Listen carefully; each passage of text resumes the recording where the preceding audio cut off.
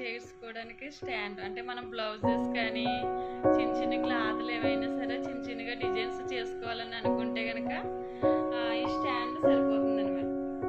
ఈ స్టాండ్ మనకి కావాలంటే మీషోలో నేను కొనుక్కున్నానండి. షాపుల్లో కూడా ఫ్యాన్సీ షాపుల్లో అడిగితే వాళ్ళు ఇస్తారు. మగ్గం వర్క్ చేసుకోవడానికి చిన్న స్టాండ్లు ఉంటాయి కదా అని అడగండి. మినీ స్టాండ్ అంటారు దీన్ని. చూసారు కదా, ఇది ఇక్కడ స్క్రూ మనం టైట్ చేసుకోవాలి.